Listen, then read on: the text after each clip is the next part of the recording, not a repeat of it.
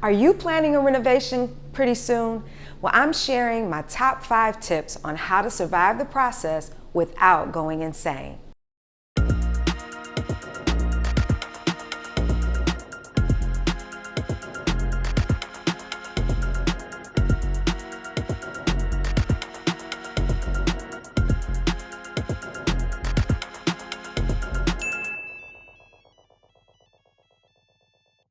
Hi, I'm Crystal, and if you are new to my channel, welcome.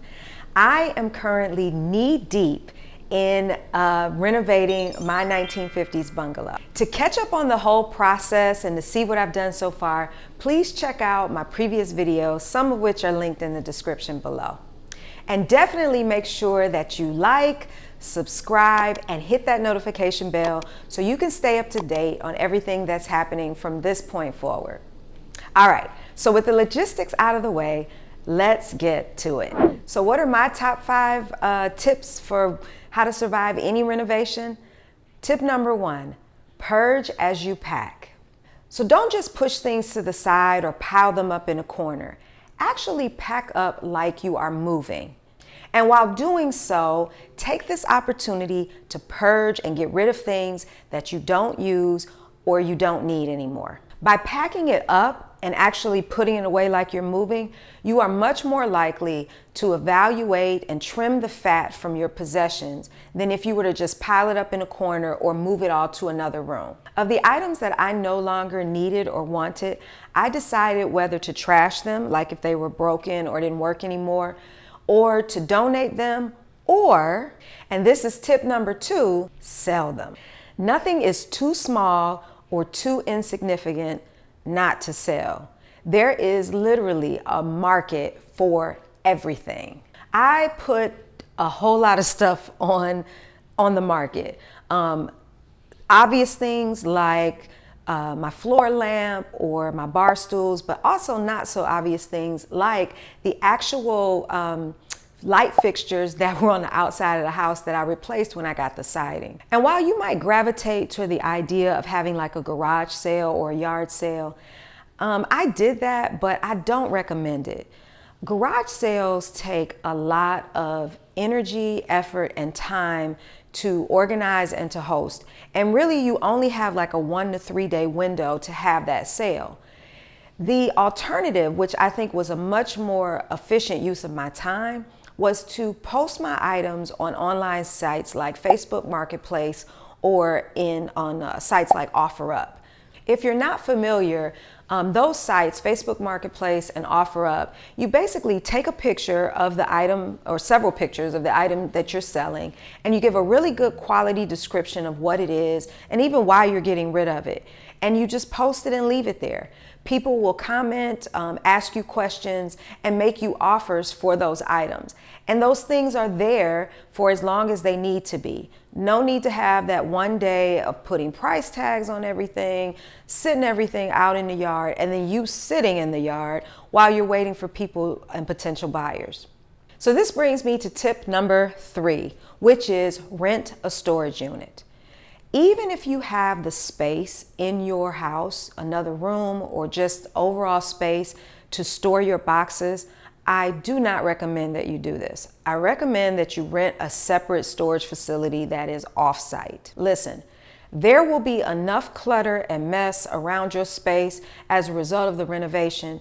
You do not need the added stress of looking at your boxes and bagged up things that will be put back in your house once it's all done. It's just a recipe for tearing your hair out. And unless you have a large enough yard, I don't recommend that you use those pods. And the reason being is that you're gonna need that yard and driveway space for things like dumpsters, the construction worker vehicles, and even sometimes with bigger trucks dropping off materials, they're gonna need a place to put all of that. So even having the pod on site is not a tip that I recommend. Find you a storage facility near your home that, in my case, was right around the corner. Take your stuff there, have it out of sight, out of your way until the job is done, everything is cleaned up, and you're ready to bring that stuff back in. All right, so your stuff is packed up, it's stored away, and now you are ready to take advantage of tip number 4, which is create you a temporary base, if you will, a temporary home base where you and your family are going to be able to live and function comfortably. So since our kitchen and our main living area have been disrupted by the renovation, we need a place to, well, live. The basement is where I set up the temporary kitchen. This is where we can microwave our food and use simple small appliances like our toaster and our air fryer for food prep. But like I said, it's also a place where we can sit and watch TV, be together. It has become kind of the catch-all. It's our living room, it's our kitchen, it's our workout space, it's an office. It is all things to everyone in the house right now.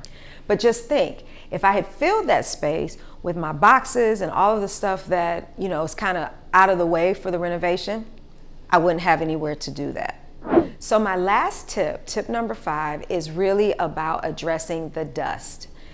There really is no way around it, folks. There's going to be dust, but you can control it some by doing these things. And tip number 5 is all about attending to your filters. So sure, your contractor is going to be able to help you with dust by putting up things like zipper walls, covering up some of your vents and things like that to contain the dust to the renovation area. But you can also do things like changing your furnace filter often during this process, because no matter how much you try, that dust is going to get back into the air and it's going to recirculate. If you don't attend to those filters, just think that dust is building up on them and it's putting more stress on your furnace or your HVAC. If you have window air conditioners, or like in my case, we also have a dehumidifier, those things have filters too. Anything in your home that is going to circulate the air, you want to make sure that you check those filters, keep them clean, and believe it or not, it will help control some of the other dust throughout the house and in the air. So I hope you find these tips helpful, and I hope you can apply them to your next renovation to help make it not so stressful of a process. So in the comments, let me know if you have any questions. And also, if you have some tips or advice of your own, if you've experienced this before, share those with me in the comment section below. So on that note, I am going to wrap this up, and I will see you guys in the next video. Bye.